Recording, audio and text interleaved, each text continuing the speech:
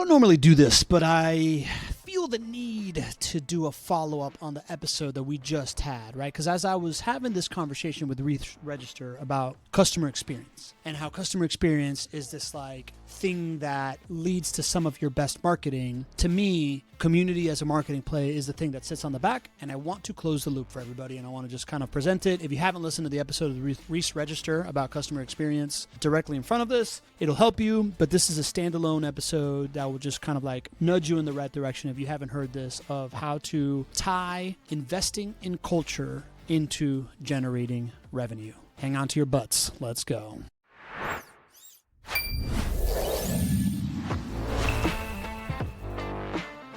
Welcome to the Property Management Frame Breakers podcast. I'm your host, Pablo Gonzalez, and I am here to introduce you to the folks in the property management space that have broken the frame of what you may believe was possible. This podcast is presented by Vendoroo. It is your all-in-one AI solution for resolving your maintenance needs. Let's go.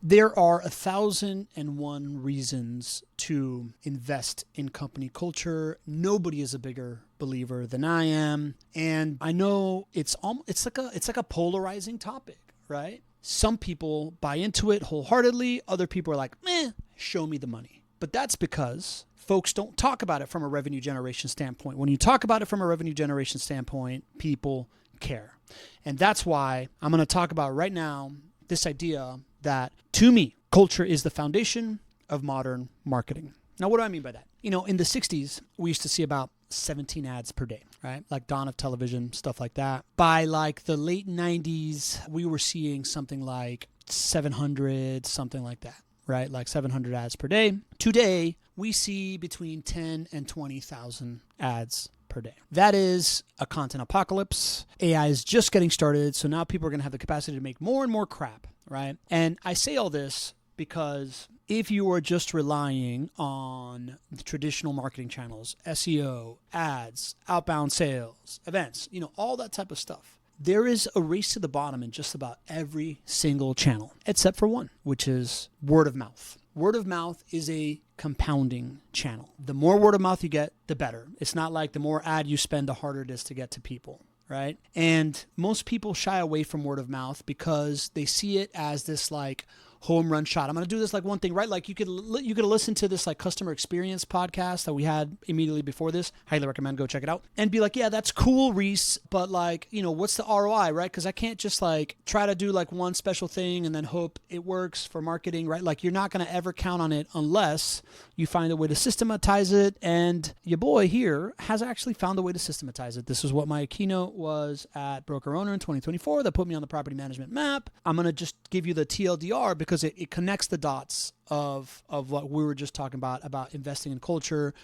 and turning it into revenue, right? So what is the modern day marketing machine of community and word of mouth is something that I have studied deeply. It's something that I have implemented, right? I built a $40 million revenue channel in 1 year for JWB Real Estate Capital, a property management company here in Jacksonville, and it was all through word of mouth. Basically, we drove $30 million, $40 million from this channel. We looked back and we realized about 80% of that revenue could have been attributed to about 30 mouths, 30 people, right? That were like A, were doing more business with us, B, were evangelizing us to their friends, C, were serving as references for other people, right? Just we could really attribute it all back there. And the basic formula for word of mouth is not gonna blow your mind, right? It's essentially, you gotta get the right words into the right mouths and then allow those mouths to spread those words at watering holes, right? So like getting people to deliberately say a certain thing, right, is one thing. The mouths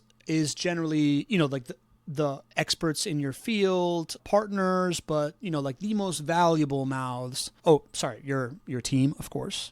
But the most valuable mouths are your customers, right? Like there's no more powerful way to acquire a client than two people talking about you when you're not in the room and them saying really good things. So, how do we get those words into the customer's mouths? There's a concept called talk triggers. It's a book I read by Jay Baer about word of mouth as I was preparing my word of mouth thoughts and philosophies ahead of an ARP and broker owner.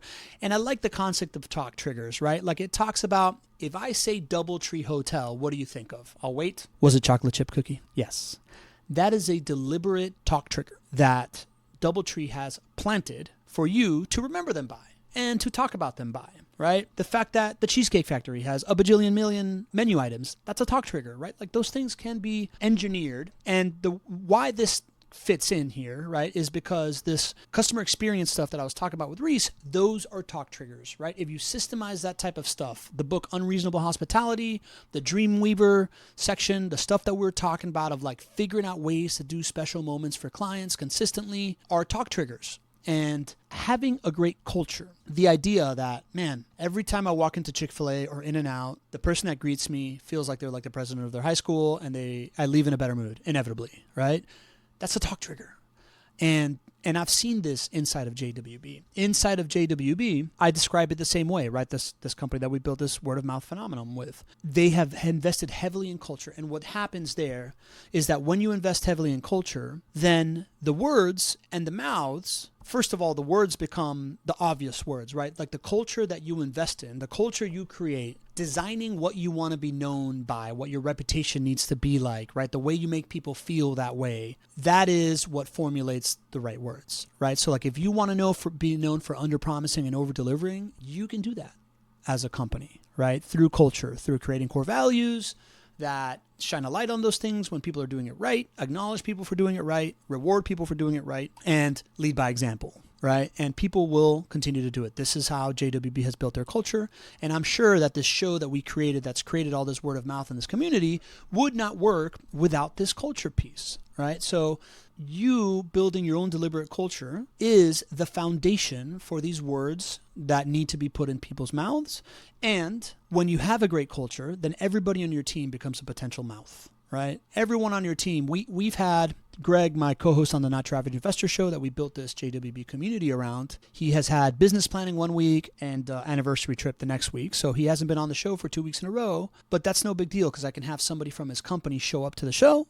And they show up, they're so bright and they're so like in line with everything that, this company does and represent the same ethos and speaks the same way. Her name is Hannah. She's phenomenal, who was on the show last week. And man, that is a word of mouth talk trigger, right? Like, oh man, yeah, everybody on Greg's team is just like Greg, right? Like I can trust him, right? Like every time I talk to JWB, I leave feeling happier than when I started, right? That is a big, big talk trigger. And, that is, again, the foundation of word of mouth marketing, which is the channel that you need to be in, right? So now think about it, right? Like we need the words in the mouths and the watering holes. If you are able to create scenarios where, your team is exposed to clients and prospects at the same time inside of these watering holes, like a Bigger Pockets conference or like an investor meetup in your town, like a RIA, right? Like if you bring like 5 people to RIA and everybody walks away feeling the same way about all 5 people, like say each of them interact with 3 people and all that, and you bring, so you bring 5 people, each of them interact with 3 people. That's 15 people inside of a Jack's RIA out of what, like 40? And everybody walks away with a similar feeling of like how they feel towards your team and you. Man, that's a major kind of like impression that you're leaving, right? Like that is good marketing. And that's how you essentially turn your team into some of the mouths that can be at these watering holes, right? Foundation for modern day marketing, right? Word of mouth. Now, how do we scale that? That's what we did at JWB, right? Like, so anyways, to put a bow on this, right? Like creating these experiences, deliberate experiences on how you onboard people and what you're doing of what Reese is talking about, creating these like special moments for your clients and having a team that is, like fully bought into that builds a very, very positive culture and that ingrains in them doing nice things for people.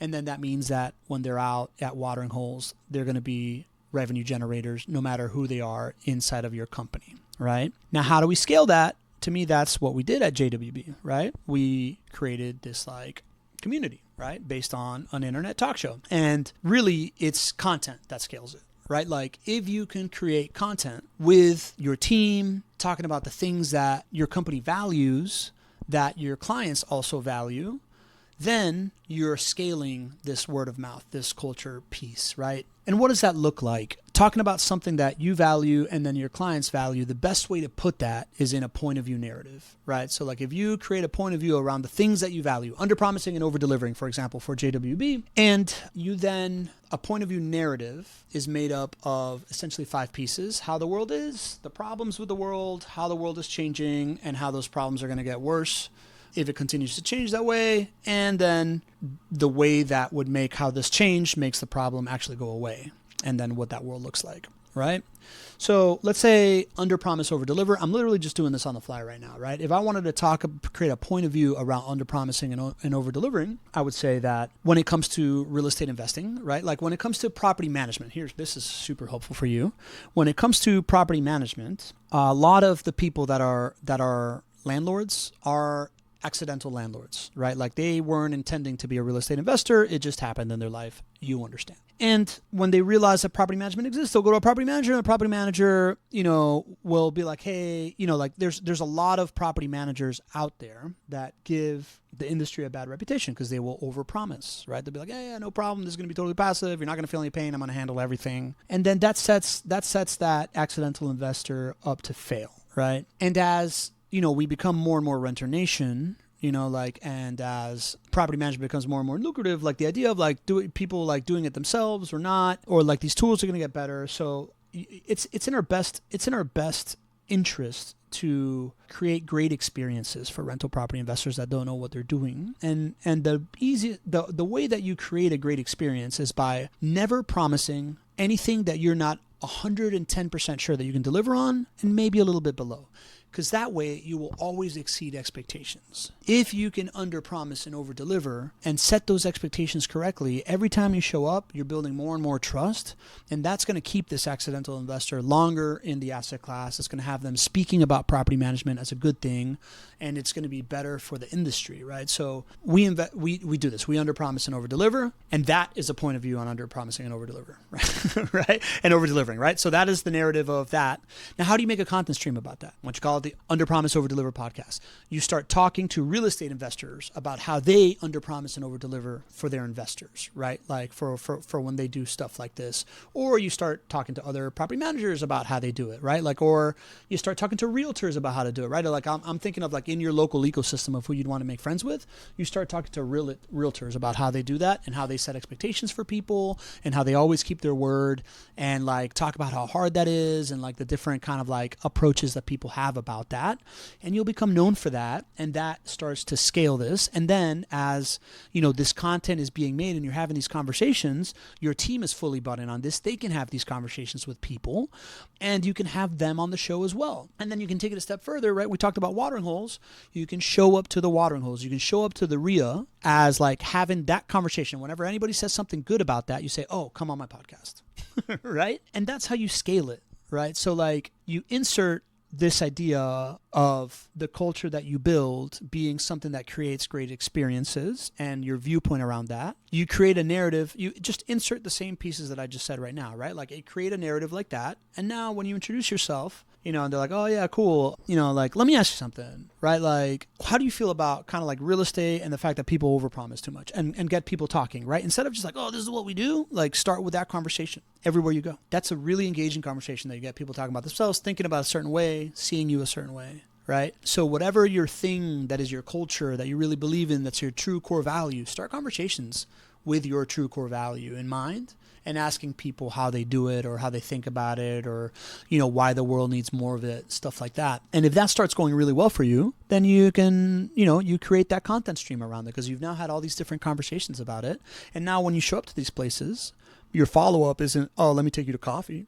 It's going to be on my podcast, and you build that relationship and you start to scale that word of mouth, and you enable your team to have those conversations and be on that content and scale that word of mouth. So it doesn't happen unless you get your team to then consistently deliver that, is the big point here. There's no way we would have built a community for JWB if their clients didn't also believe that about their team and all that stuff like that, and created that consistent experience. So when I say culture is the foundation of modern marketing, I mean, you don't get word of mouth without good culture. And if you don't have word of mouth, then you are just in a race to the bottom when it comes to acquiring clients.